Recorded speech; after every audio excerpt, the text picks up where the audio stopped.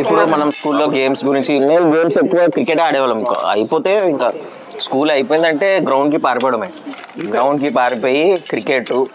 అప్పట్లో క్రికెట్ బ్యాట్లు ఇరిగిపోతే మేము ఈ కర్రలతో కూడా ఆడుకునేవాళ్ళం. మీరు కర్రలతో మేము రోకలి బండతో కూడా ఆడుకున్నాము.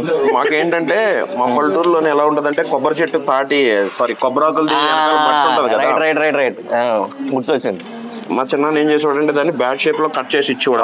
నాకు కూడా ఇక్కడ కూడా చేసేవారు అట్లా చేసుకొని ఇంకా అసలు అప్పట్లో బాల్స్ ఉండేవి, రబ్బర్ బాల్ తెలుసా? అప్పుడు 9-10 రూపీస్ ఉండేది. స్టంపర్ బాల్ ఏదో అంటుండే. స్టంపర్ బాల్ 9 రూపీస్ అంత. అది ఆడుతున్నప్పుడు అది డ్రైనేజ్ లో పడిందంటే ఎవడు కొట్టాడు ఆడే తీయాలి. మళ్ళీ ఆడ ఏదో పెద్ద 2 చెప్పులు చేతులు వేసుకుని ఏదో పెద్ద ఎక్స్పెరిమెంట్ చేసే ప్రొఫెసర్ గ్లౌజ్ వేసుకున్నట్టుగా 2 చెప్పులు లాగా వేసుకుని చెప్పులతో దాన్ని తీయడం. అదే మళ్ళీ క్రికెట్ గేమ్స్ లో మనం ఆడుతూ బెట్టింగ్స్ వేసుకున్నాం. అంటే ప్రైజ్ మనీ లాగా ఆడుకున్నాం. 5 రూపీస్ 10 రూపీస్ ఆ 5 రూపీస్ ఒక్కొక్కటి 5 రూపీస్ కాంట్రిబ్యూషన్. 11 మంది కదా 55 రూపాయలు. సో అంకలో 55. సో 110 రూపాయలు. ఆ 110 రూపాయల కోసం 2-3 గేములు ఒక Sunday. One step one hand. ఒకవేళ బెట్ 10 రూపాయలు 50 రూపాయలు 60 రూపాయలు ఉన్నప్పుడు ఓడిపోతే అలా కాదు అని చెప్పి మళ్ళీ దాన్ని మార్చి బెస్ట్ ఆఫ్ 3 చేయడం.